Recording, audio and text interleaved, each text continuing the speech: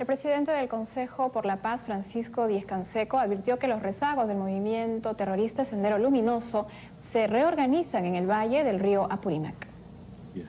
Lo que a nosotros nos preocupa el día de hoy es que esa presencia disminuida ha ido creciendo paulatinamente en el curso de los últimos meses. Acabamos de enterarnos, por ejemplo, que hay una columna operativa de Sendero nada menos que en la zona de Cajatambo, que se trataría de exterroristas reclutados por aquellos que han permanecido en la fila de Sendero y que hoy día están conformando este grupo armado en las proximidades de Lima.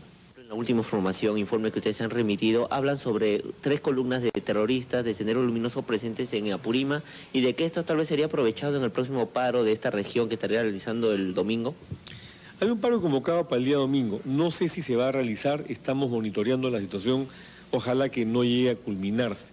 Pero sin duda, si se realiza el paro, va a haber una incitación de senderista, porque Sendero en la zona tiene una presencia importante. Esa es la vieja columna de Feliciano, que nunca fue derrotada por las Fuerzas Armadas en la época de Fujimori, que ha permanecido vigente y que ha continuado creciendo. Esa columna opera en la margen izquierda del río Apurímac, básicamente en la margen izquierda del río N, han permanecido con el gobierno de transición y desde entonces hasta ahora han crecido un poco. Lo que pasa, le voy a decir a qué. Yo creo en primer lugar que tenemos una deficiencia de orden estructural en la lucha contra el terrorismo. Para derrotar el terrorismo se tiene que derrotar no solamente la violencia armada, que es lo que ellos ejercen, sino la violencia estructural, que no es otra cosa que el caldo de cultivo de marginación, pobreza e injusticia en el que se amparan los terroristas para poder contar con apoyo de la gente y poder desarrollar consecuentemente sus actividades nocivas. En esa zona el desarrollo alternativo ha fracasado. En caldo de cultivo aprovechado también serían las constantes paralizaciones regionales. ¿Habría gente infiltrada de terroristas en estos frentes o no? Puede haber, no lo puedo afirmar, pero es evidente que se están extendiendo. Ahora bien, lo que ocurre, hablando de los frentes regionales, con los que nosotros hemos dialogado en muchas oportunidades, es que no necesariamente quienes dicen representar a las regiones las representan. Eso habría que investigarlo. El Ejecutivo, por ejemplo, hace poco el ministro Rospigliosi y hoy el ministro Olivera han dicho enfáticamente de que no hay rebrote terrorista, no hay un resurgimiento. Bueno, ellos son ministros del gobierno y parece que se han tomado muy en serio sus funciones. Y parte de la función de un ministro es servir con consecuencia a su gobierno, y a este gobierno no le conviene que se diga que hay un rebrote del terrorismo, pero sí lo hay. Y yo creo que Rospigliosi debería más ser objetivo, y sospecho que Fernando Olivera no ha dejado de perder su tradición. Muy buenas tardes, muy agradecido por la llamada. No, muchas gracias a usted. Más bien nosotros quisiéramos preguntarle acerca de esta información que se está dando, de que estos grupos senderistas estarían camuflados detrás de organizaciones civiles. ¿Cuál es su parecer al respecto? ¿Es esta información correcta? Mire, Sendero Luminoso, desde el punto de vista militar, nunca ha sido desactivado completamente. Nosotros tenemos registro de una actividad que nunca ha cesado en la zona del valle del río Apurímac N, donde han llegado a tumbarse hasta 4 helicópteros del ejército peruano en los últimos 4 años. Hay información de la presencia siempre de la columna de Artemio en la zona del Guayá, que tampoco ha sido desactivada. Información reciente de movilizaciones al sur de Yurimaga, en el Alto Amazonas, y luego en la zona de Jaén, en Cajamarca. Por lo tanto, y a esto hay que agregar también en la zona de Ayabaca, en las serranías de Piura, cosa que nosotros denunciamos hace algunos meses. De manera tal que calculamos que los efectivos militares de Sendero, o sea, aquellos que están portando armas y actuando de manera violenta, son entre 600 y 700 a nivel nacional. Y señalamos cuando se produjo el atentado, la bomba que se colocó frente a la embajada americana con ocasión de la visita del presidente Bush, que evidentemente se trataba de un grupo itinerante a la vieja manera de Sendero, que estaba coordinado con lo que podía constituir el rezago del Comité Metropolitano de Lima, que había sido prácticamente desactivado pero no liquidado hace 4 o 5 años. Entonces estamos, digamos, frente a un rebrote más bien nacional y no solamente en la capital, mediante la fachada de grupos de defensa de derechos humanos. Yo diría que no se puede hablar de rebrote en la medida en que han estado operando todo este tiempo. Lo que pasa es que ha habido bastante desinformación sobre la materia, y especialmente en lo que se refiere a Lima, fuera de ese fogonazo que constituyó el atentado con ocasión, repito, de la visita del presidente Bush, no ha habido otros registros, salvo de presencia política, porque hay otro grupo encabezado por un camarada, Marcelo, operando en la zona de la Sierra Sur, que es un grupo más bien político y que, según los informes que existen, tendría arsenales escondidos, pero que no los están utilizando los efectivos que constituyen las columnas de este llamado camarada Marcelo. En torno al grupo que se estaría reagrupando en Lima, se habla de que sus dirigentes serían Adelina Soldemayer y Filomeno Cerrón. ¿Usted tiene alguna información al respecto de estos personajes? Mire, no, yo estoy en este momento en una visita acá en el norte del Perú, trabajando con los productores de Querecotillo, de manera tal que no tengo a la mano toda la información que puedo manejar directamente desde Lima, donde estoy regresando hoy día en la noche, pero con mucho gusto de compartirla con ustedes esta noche o mañana. Sin duda es preocupante estas informaciones, pero ¿cómo es que debe tomar la ciudadanía estas noticias que están apareciendo en los medios de prensa? Mire usted, con mucha serenidad. Recordemos que en su momento pico, Sendero Luminoso llegó a tener unos 7.000 cuadros operativos militares en todo el Perú. Hoy estamos hablando de 3 grupos que, si bien coordinan entre sí, no tienen acciones conjuntas ni una estrategia común en la parte militar, que suman alrededor de 600 efectivos en todo el Perú, según los cálculos que hemos podido efectuar nosotros.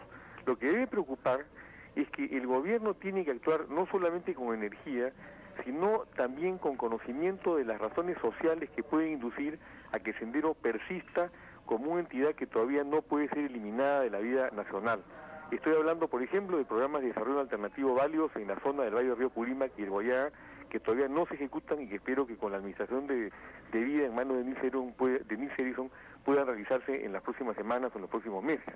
Estoy hablando de la necesidad de entender la desorientación de jóvenes a quienes no llegan orientación de vida en materia de derechos humanos o de opciones de vida en un país como el nuestro, donde hay tanta pobreza.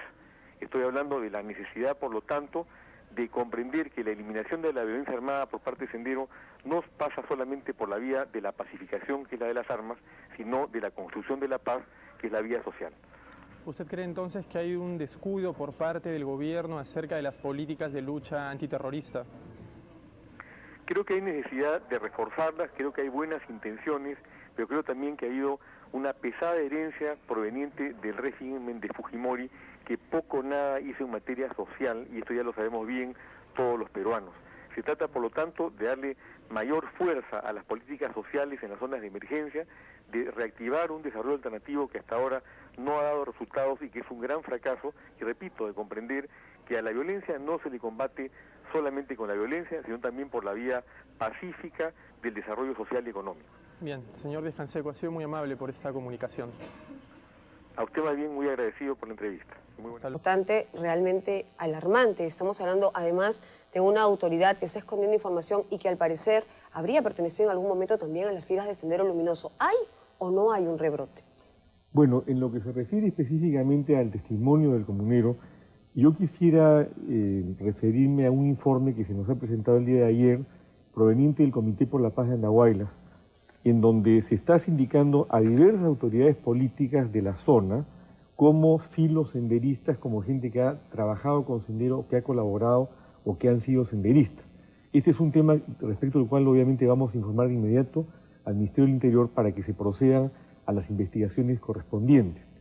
Pero dentro de ese contexto yo quisiera, si me permite, Valia, nosotros hemos presentado un informe hace un mes y medio sobre la situación del terrorismo en el Perú, llamando la atención antes de que ocurriera lo de Techinco. Presentamos un informe en agosto del 2002, presentamos un informe en agosto del 2001, que son resúmenes de informes parciales que vamos presentando periódicamente dentro del contexto de la información que recibimos de nuestros 535 comités por la paz en todo el Perú. ¿Cuál es, y la en breve yo quisiera, la siguiente. La síntesis, exactamente? Sí. Nunca desapareció Sendero Luminoso. Era falso que se hubiera terminado con el terrorismo en el Perú. Sendero Luminoso tiene básicamente 3 grupos operativos, uno en la zona del Valle del Río Apurímac N, que tiene una columna itinerante que discurre de Ixtatán hacia Andahuaylas y luego retorna. Parece que esta columna ya se ha escindido o ha crecido y está ahora operando en la zona de Andahuaylas en forma más o menos autónoma. Entre otras razones, porque los senderistas que están entrando a los caseríos de esa zona usan yautos, que son estas vinchas rojas que usaban los guerreros incas y que copiaron los senderistas en una época. Y los cuadros de sendero en el Brae, o sea, en el Valle del Río Apurímac, no tienen esos distintivos. La otra columna es la de Artemio, que según correo había sido capturado, ojalá si fuera, que es una columna importante que opera básicamente en la provincia de Leoncio Prado, de Guayaga. Y finalmente hay otro grupo que está hace muchos años operando en lo que antes fue la sede central del MRTA, en las cercanías de Pampermosa, al sur de Yurimaguas. Hay, por ejemplo, un pequeño grupo que hace acciones esencialmente de propaganda, se dice que en las alturas de Ollón, y que estaría integrado por indultados, o sea, falsos inocentes. Y hay otros grupos dispersos en otros lugares del país. Lo grave es que la estrategia general de Sendero es la misma en todas partes. Lo grave es que el mensaje que están tratando de transmitir es exactamente el mismo. Y lo grave es que entre esa estrategia armada y la que existe al interior de las cárceles por parte de los senderistas que propician la amnistía general, hay evidentes y clarísimos vínculos. Y sobre esto es importante señalar, finalmente, que en este gobierno se requiere una estrategia coherente que aborde el tema no escindiendo lo que es el sendero que está fuera de la cárcel de lo que es el sendero que está dentro de la cárcel como se ha pretendido hacer, sino comprendiendo que dentro del contexto de la lucha que libra un grupo terrorista como este, llamado por algunos equivocadamente partido político, las estrategias de orden marxista-leninista consisten muchas veces en dar un paso atrás para luego dar dos adelante. A propósito de estrategias, yo quiero